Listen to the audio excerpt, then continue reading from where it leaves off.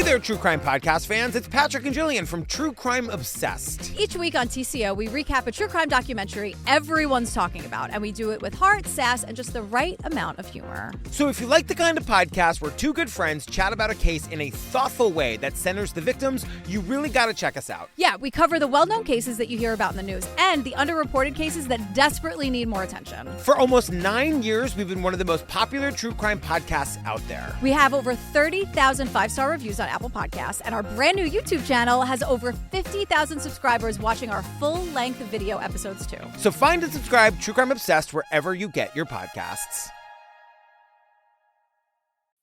This podcast is intended for mature audiences and discusses topics that may be upsetting.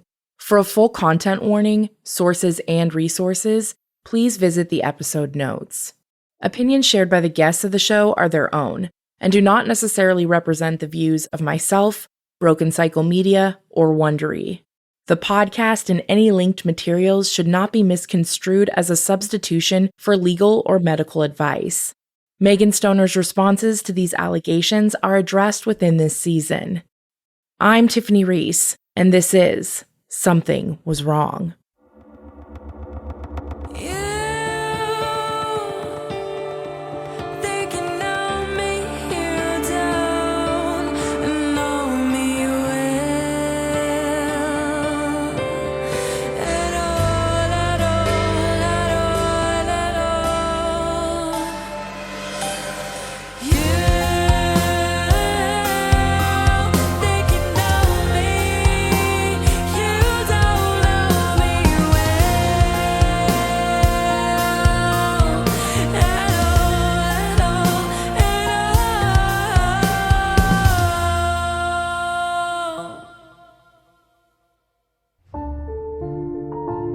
Hi, I'm Alex Brewster. I am 30 years old and from Portland, Oregon.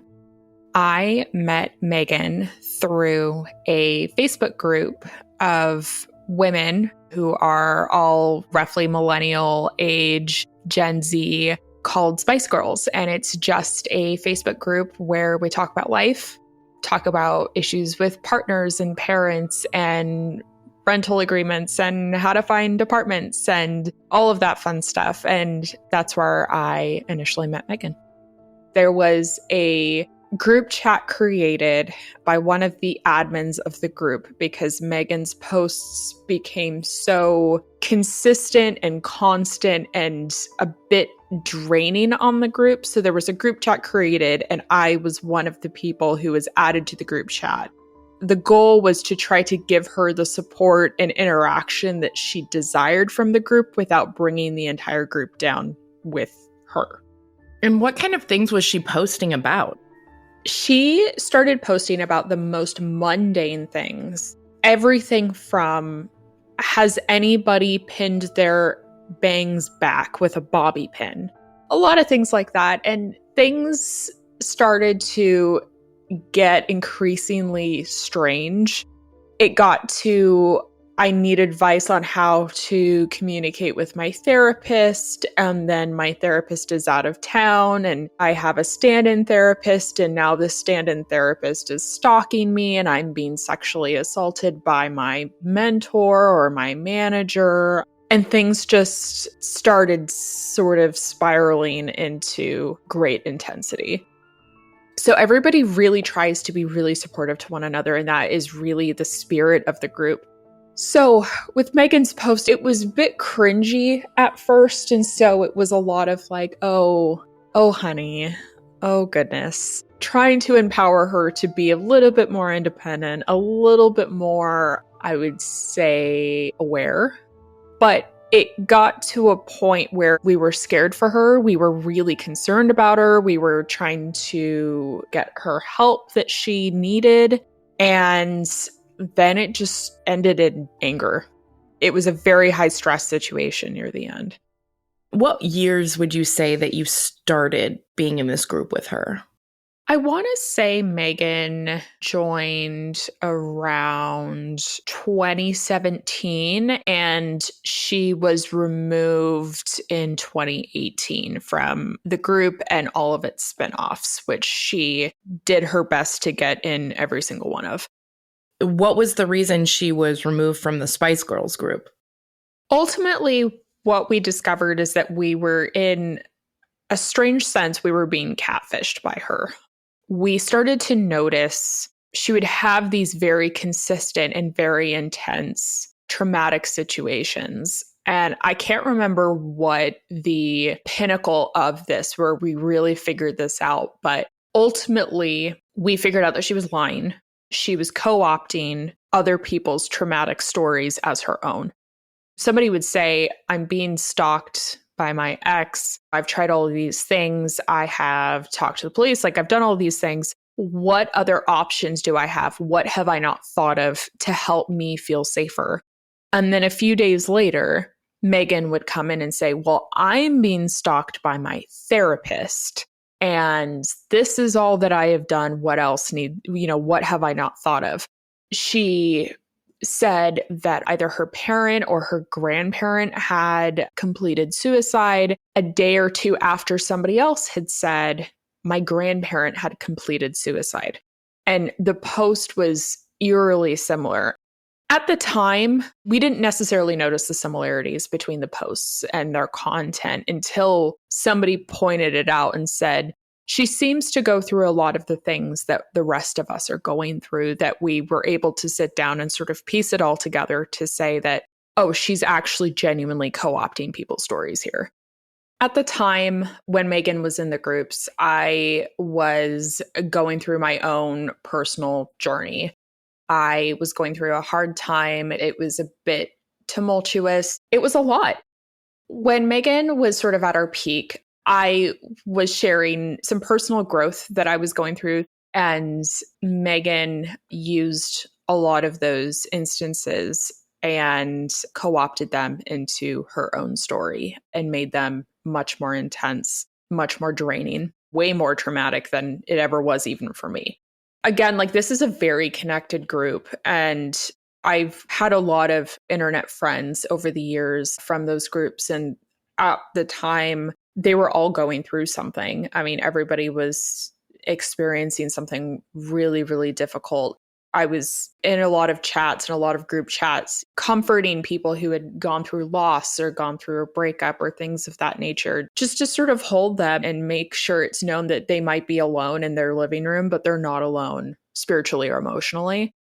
The biggest issues that she spoke to us about was her life in politics.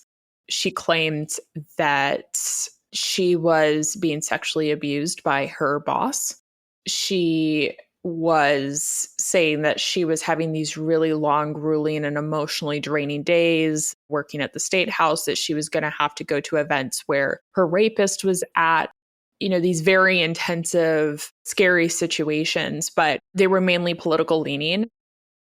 There was a mention of an article around 2018. The Me Too movement is happening. And at this time, allegedly, Stoner claimed she was working with a journalist from the Indianapolis Star.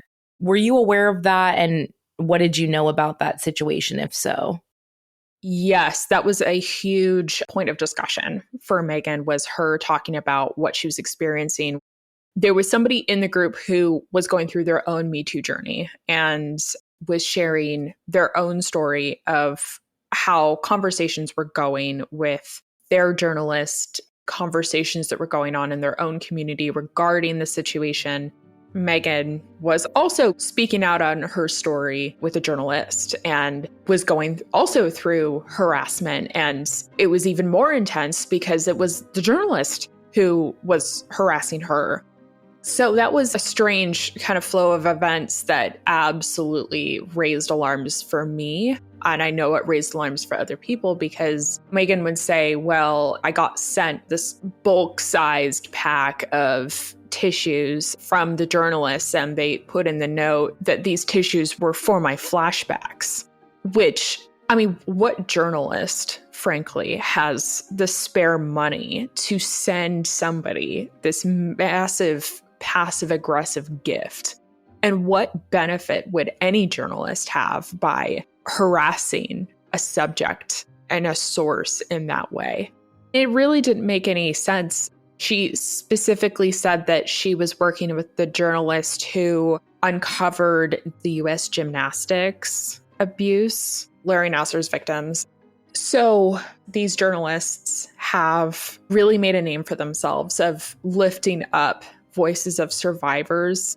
Why would they go out of their way to so sickly and disgustingly attack a source for something going on in their own state? Like, the math is not mathing. 2 + 2 is not equaling 4 in this situation. But she kept going with that. I don't even really necessarily think that she ever admitted to lying about that specifically. She did admit to the fact that she was co-opting anybody's story in that. If you look at when stories or perspectives were being shared about what that person was going through and they were working really hard to share their story, a few days later, Megan was telling the same story with much more heat and much more intensity. Please note, at the time of this episode's airing, the Indianapolis Star did not respond to my request for comment. How did the removal get handled, and did she have a response to those accusations? I mean, I imagine it was a little bit awkward and sensitive.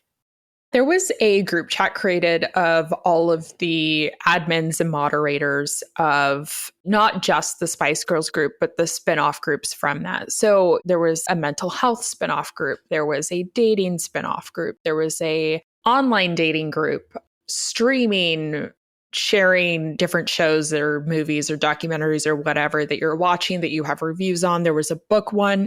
There was a parent one.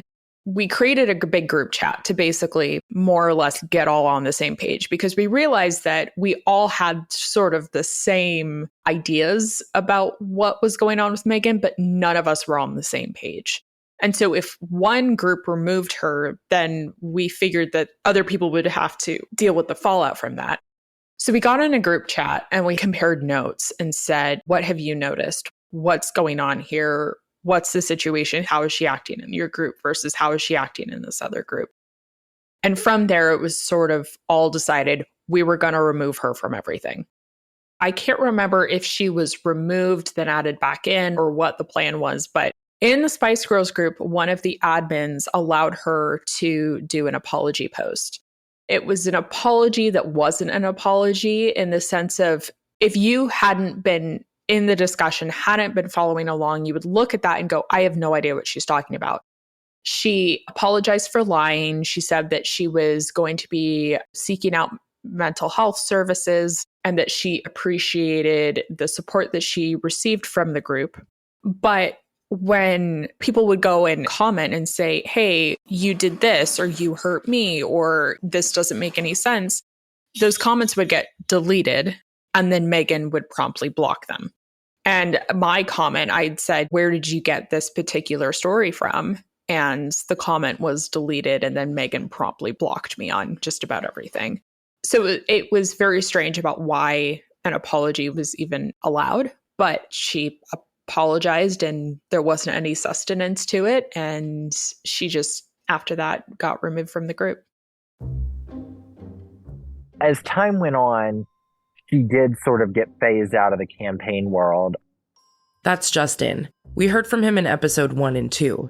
He's a former political acquaintance of Stoner's. I actually met with her one-on-one in 2018 or 19. And it was when I was sort of getting out of the political world myself. She, in 2018, and again, she wasn't really around politics much for the 2018 cycle. After the 2016 cycle, she was very much sort of phased out and nobody really saw her much in 2018. But she did have a very big social media presence because that was the year of Me Too. And she was constantly tweeting about how she was a sexual assault victim and how she had been assaulted by a very powerful man in the state of Indiana. And she made that very clear. And she would often interact with women on social media as like a sister survivor and made that a very big part of her personality. That had already happened by the time I met her. But again, after Me Too sort of cycled out of the news, Megan very quickly kind of dropped that. I did not know at the time who she was referring to, just knowing of her and knowing about her, I always suspected it was not true. I couldn't imagine anyone would have done that to her just because, frankly, she was never important enough to have been alone in the room with a powerful man. Like, she was a very grassroots level volunteer who would come in and out, but I didn't think that was plausible. But she did make a very big deal of it on social media.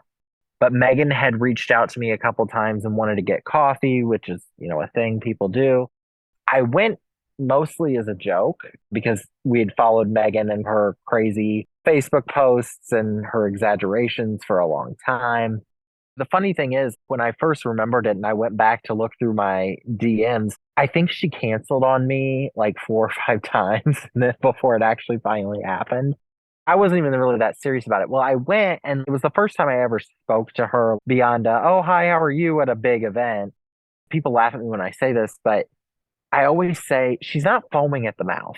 You sort of think you would instantly know this person is really unwell or disturbed. That's not the impression you get when you meet Megan. You think she's perfectly nice. She's maybe a little off, but not anybody that should be disregarded or in the way that she was often spoken about. I came away from it having a little bit more compassion for her, having participated in some trolling of her and some memes and stuff that had been made and sent around different group chats. Like, I felt a little guilty that I'd been a part of that because she was nice. I think this would have been directly after the 2018 midterms. And that was when I was sort of done with politics personally. I had some issues and didn't feel like it was the place for me anymore. And I sort of said that early on in the coffee. And I did notice she very much lost interest in me and was not looking to stay for a long time, which was fine. And she was pleasant. But I did notice once she realized she wasn't going to get anything out of me, I couldn't be an end to events anymore or whatever. She was kind of over it. Then she got very into her religion and churches, specifically the I-Town megachurch, which is a very large network of megachurches. They have a couple of campuses around the Indianapolis area. And she went to, I think, their main campus, which is in Fishers, which is close to where she lived. And she very quickly gets in this big pissing match with the church. And it sort of triggered this year-long feud that she had online. I think what happened was she sort of found the church hurt community online. People who have had trauma relating to the churches they grew up in, and people that have had bad interactions with pastors, people who had Me Too issues in the church that weren't dealt with the right way. There's a big community and space for that online. And I think she sort of came across that. And so she needed to sort of find a reason to hate her own church. And so she got into this really deep feud, or I always say it was a pissing match, with I-Town, which is a very big church. I mean, we're talking tens of thousands of members. I never fully understood. It was very unclear just from her social media posts what she was mad about. It almost sort of seemed like she found the church hurt community, so now I have church hurt and my church is terrible. And she started a podcast of her own called The Sinking Ark. Hi everyone, welcome back to our first full episode of The Sinking Ark. I want to make a disclaimer to everyone that in the past few weeks there have been many allegations made about me on social media. I just want to reassure everyone they are not true, and in fact they are unfortunately how the church has responded. Well, Tavener, hey buddy, we got a problem here. You chose to have the affair. You had daughters when this happened, and I, as a journalist, am supposed to feel sorry for you now. I never will say that harassment is okay, and I'm not saying that everyone should go harass Tavener. As someone that I've been harassed myself, it's not fun. But my situation, I didn't have an affair. I didn't do something egregious to warrant that behavior. The most bizarre story was Megan has a DUI on her record, and she posted on Facebook that night that she got run off the road by somebody who went to I-Town churches, and that's why she got a DUI. She posted the sex toys online and said she thought someone from I-Town had sent them to her because they thought it would be funny to send that to somebody with sexual trauma. Funny enough, in that picture of the dildos, there's tickets to a Christian concert on the table. And if you zoom in, the date is not right. So either she went and bought them all herself and then took the picture, or she found the picture online, or this was somebody else. I don't know exactly what the deal was, but I found that very interesting that the date of the tickets on the table were not the correct date that she's saying she got this. When I viewed the photo too on one of the Twitters somewhere on the web where I saw the picture of it, I was just like, and I apologize, Justin, I'm going to be a little crass with you here. These seem like dildos from the 1980s. Like, I don't know where she would have ordered these from, but it also struck me as like, this feels like something that has been lying around for a while. It looks like the clearance section. These were not your modern woman's equipment. This is not top of the line. Even that just felt so odd to me. It felt like she found this old box in a warehouse or something. Exactly. It was like something's not right here.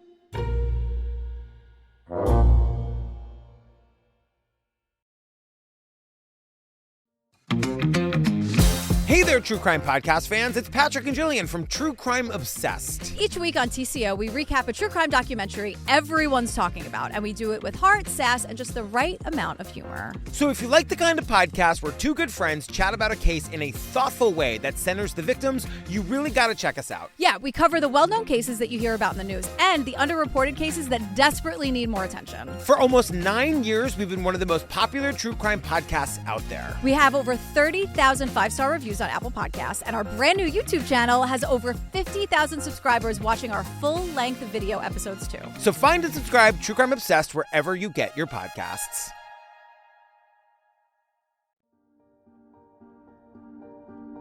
One of the most bizarre things you're going to find is you're going to come across people talking about a murder for hire plot that she got involved in. There was a guy named Jeff Thompson. He was a pastor in Canada. He had dealt with Megan, and you also come across Julie Royce, who is a prominent person within the church hurt community. I think the two of them were trying to sort of bring some reforms within our churches. They came across Megan, but essentially Megan told Pastor Thompson that there was a murder for hire plot out against him. And it was coming from the other pastors within our churches. And he said it got so serious and she was so convincing that he had to put his kids in the car and like think about leaving the house one night. And it was just because Megan was playing so many different characters in a world that she had made up, texting him from multiple different numbers about these conspiracies within the church, that he believed it. And I've heard him say she is incredibly good at it, creating a false world in which she is a central player. My name is Julie Royce, and I'm an investigative reporter and the founder of the Royce Report. I used to be a talk show host on the Moody Radio Network, but discovered a lot of corruption there and blew the whistle and got fired as a result from my radio job, which I knew would happen. But what I didn't expect was on the heels of that, I had a number of people coming to me, begging me to report their stories of abuse and corruption within the Christian community. And for the past 6 years, that's what I've been doing exclusively. When did you meet Megan Stoner, and what was the nature of your relationship? Well, it was when I was reporting on the Association of Related Churches, or ARC, as they're known, one of the largest church planting organizations in North America. And she kind of piggybacked off the back of some of my reporting, and she began doing her own, as she called, sort of citizen journalism. She's not trained as a journalist, but she had some connections at a church, I believe, in Indianapolis, and was able to get some people to talk to her. And so initially she just reached out and she connected me with some folks, and she seemed to know a little bit about the background of what was going on there. And so she was not somebody I ever interviewed as a source, but she connected me to some other sources and seemed to be helpful in what she was doing. And I remember in particular, she did a podcast with Jeff Thompson, who was a pastor within the Association of Related Churches, ARC. He was just a phenomenal interview. I remember listening to her podcast. I didn't think the podcast itself was that well done, but I thought he as an interview was an incredible interview. And so I reached out to Megan and said, hey, I'd love to get in contact with this guy if you don't mind. And she was helpful. She put me in contact with Jeff, and Jeff and I ended up recording a podcast. And it's still one of the most insightful podcasts that I have about how these ARC churches operate and how they train their pastors and how they launch large and all of this, their whole philosophy behind what they do, which was really, really revealing. At that point, I just thought she was concerned and helpful citizen who wanted to see the truth exposed. Hey everyone, it's Megan here with The Singing Art. Welcome back to a mini episode of The Singing Art.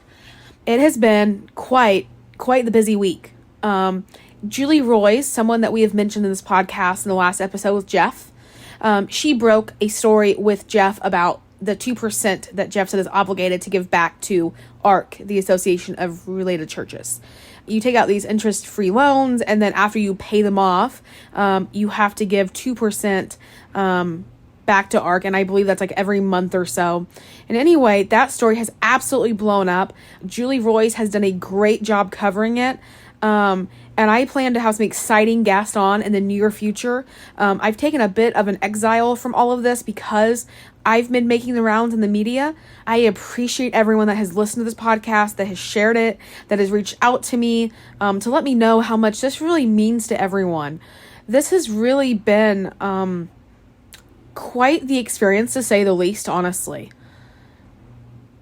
Not only has my life changed due to all the harassment, but it's been quite the honor to really be the vehicle for stories and to hear people and to talk with people and really getting to the bottom of this.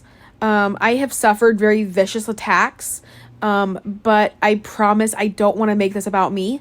So I will just say that I appreciate everyone reaching out to me. I love the idea that we have surpassed 100,000 plays.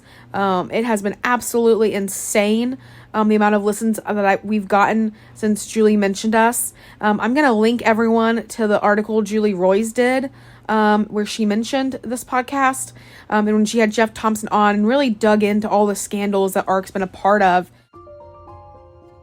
Did you ever meet with her in person, or was your relationship mostly digital? It was all digital, either email or I think we probably talked on the phone a couple of times. That's all. We never met in person, no. Did she ever share with you anything about her qualms with iTown Church? Specifically, she's made some claims online, from her being ran off the road by them to them mailing her a box of sex toys. I'm curious if she shared any of that with you.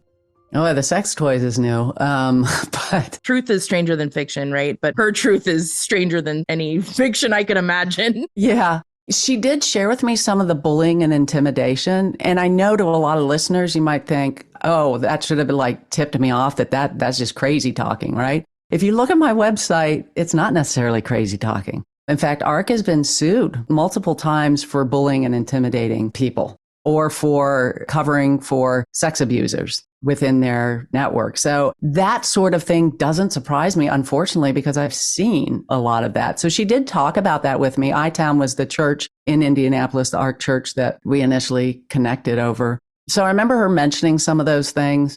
I always rely on documentation and I have to see the original thing. So I don't believe she ever gave me the sort of documentation I would need to report anything. I never reported any of it. But again, I think she did connect me with some other people that I talked to about that particular story. I remember she reached out and said she wanted to come we host these Restore conferences, primarily for survivors who have been through some sort of church hurt, a place where they can come for healing and safety. She had reached out and wanted to come, but said she didn't have money. And so I had actually connected her to somebody within our organization who helped get her a scholarship so she could come.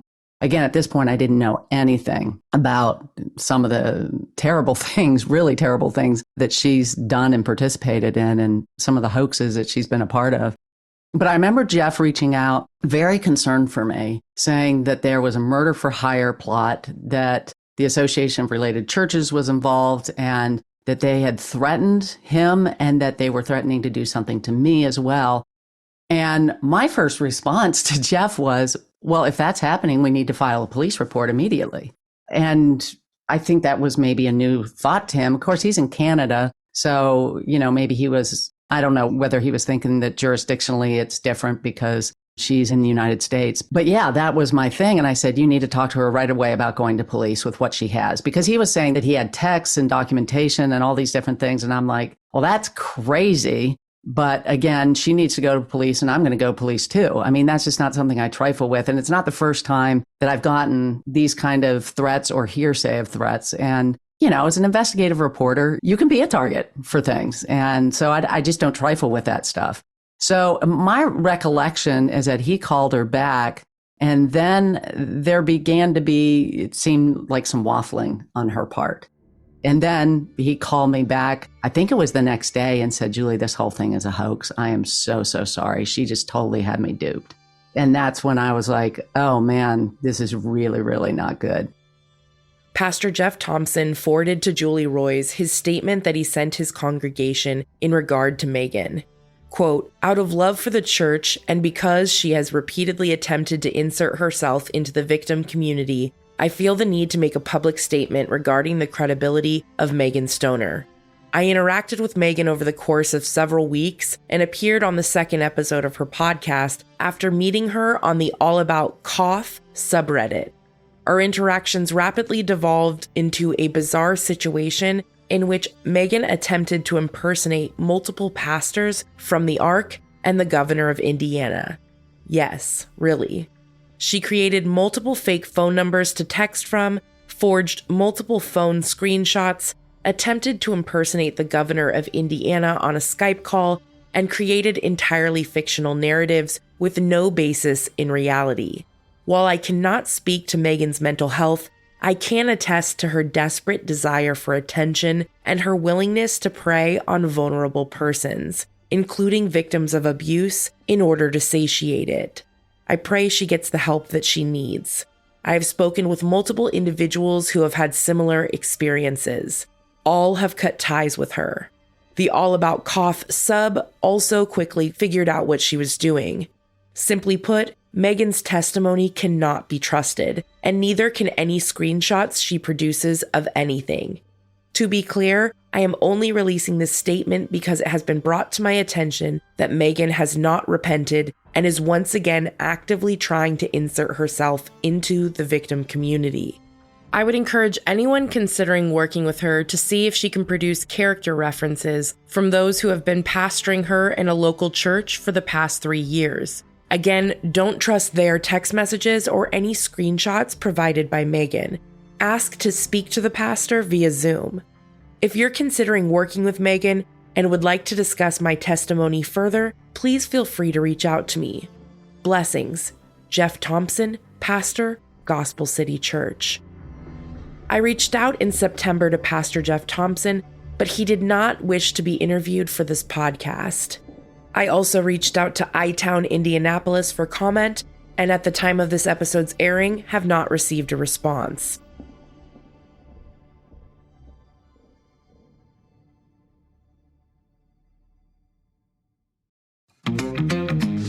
Hey there, True Crime Podcast fans. It's Patrick and Jillian from True Crime Obsessed. Each week on TCO, we recap a true crime documentary everyone's talking about, and we do it with heart, sass, and just the right amount of humor. So if you like the kind of podcast where two good friends chat about a case in a thoughtful way that centers the victims, you really got to check us out. Yeah, we cover the well-known cases that you hear about in the news and the underreported cases that desperately need more attention. For almost 9 years, we've been one of the most popular true crime podcasts out there. We have over 30,000 five-star reviews on Apple Podcasts, and our brand new YouTube channel has over 50,000 subscribers watching our full-length video episodes too. So find and subscribe True Crime Obsessed wherever you get your podcasts.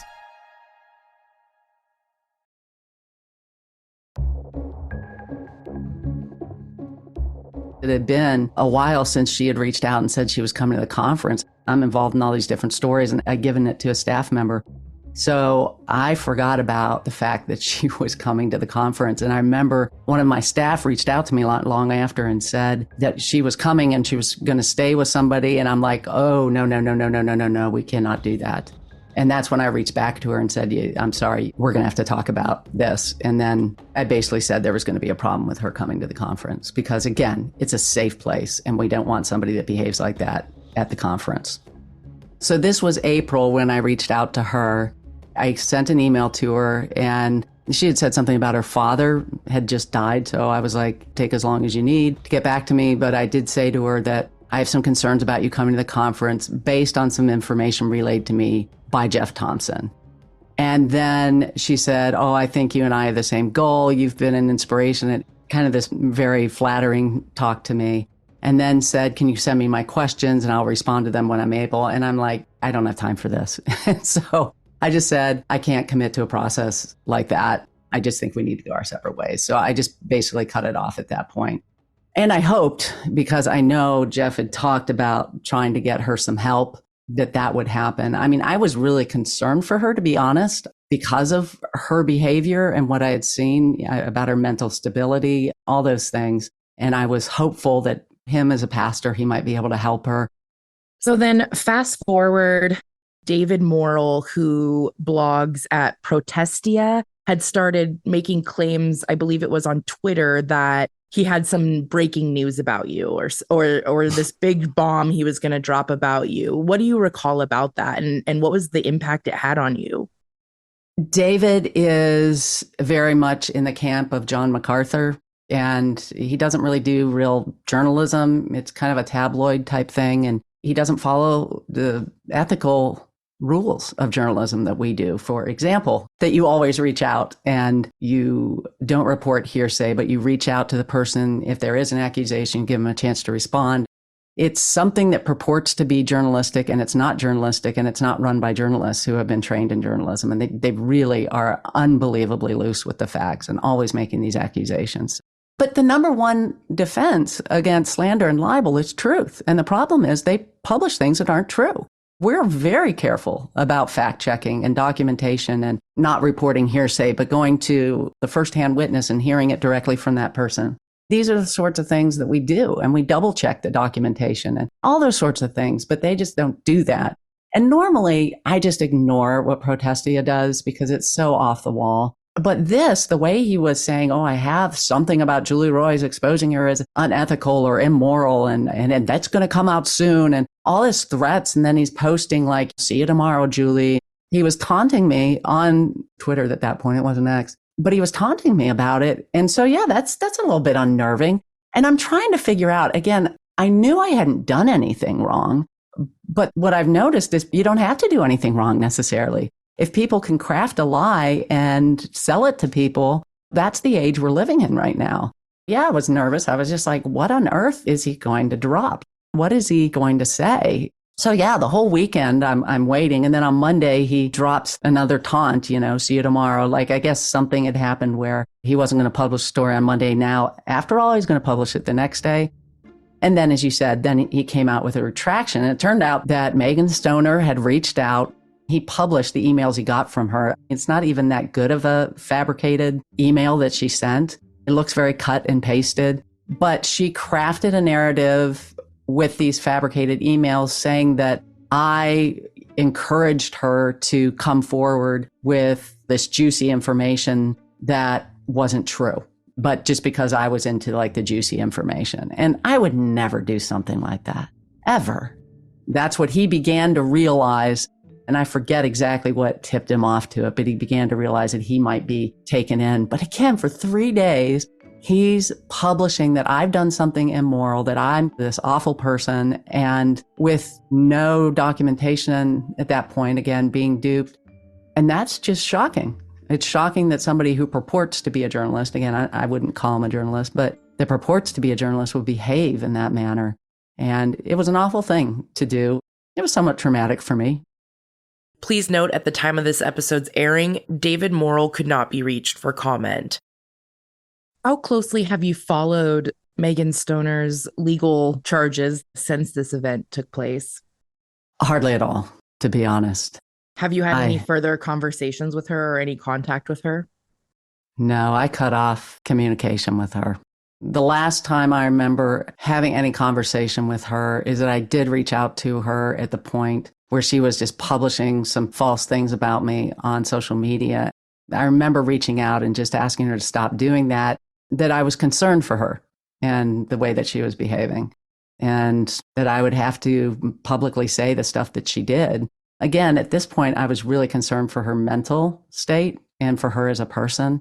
I was really reluctant to go public with some of the stuff that she had done because I just didn't know how that might impact her.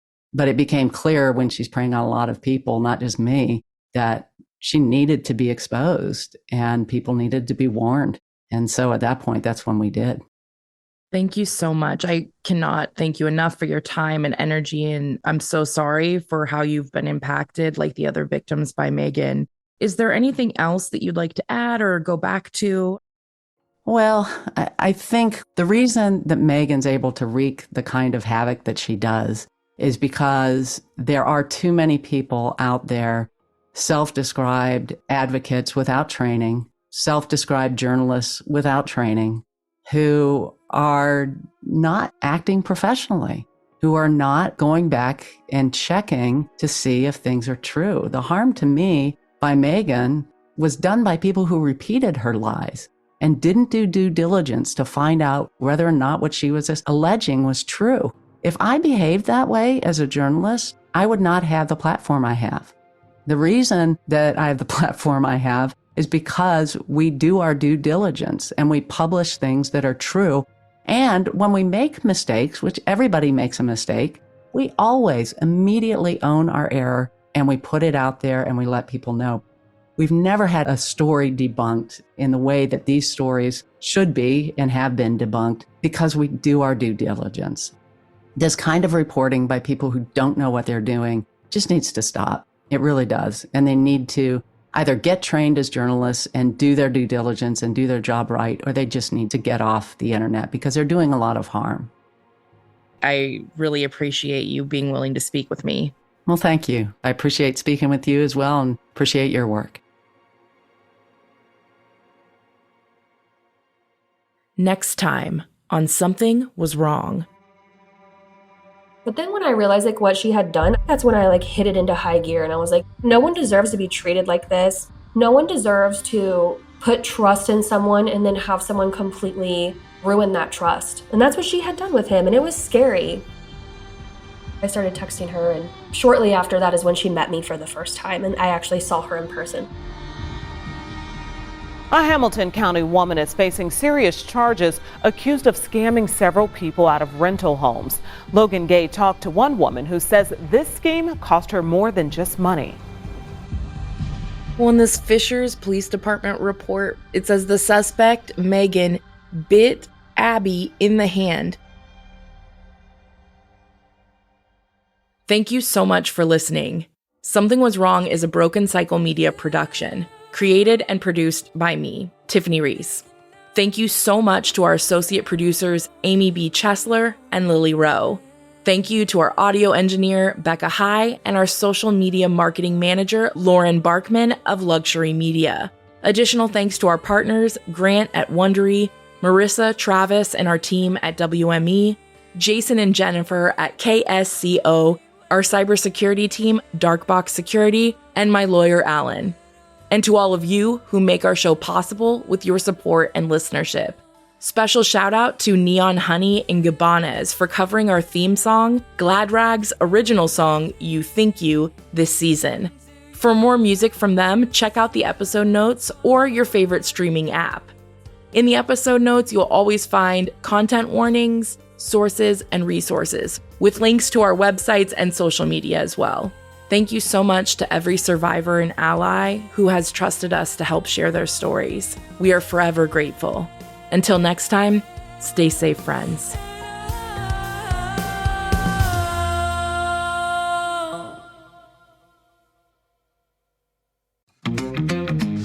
Hey there, True Crime Podcast fans. It's Patrick and Jillian from True Crime Obsessed. Each week on TCO, we recap a true crime documentary everyone's talking about, and we do it with heart, sass, and just the right amount of humor. So if you like the kind of podcast where two good friends chat about a case in a thoughtful way that centers the victims, you really got to check us out. Yeah, we cover the well-known cases that you hear about in the news and the underreported cases that desperately need more attention. For almost 9 years, we've been one of the most popular true crime podcasts out there. We have over 30,000 five-star reviews on Apple Podcasts, and our brand new YouTube channel has over 50,000 subscribers watching our full-length video episodes too. So find and subscribe True Crime Obsessed wherever you get your podcasts.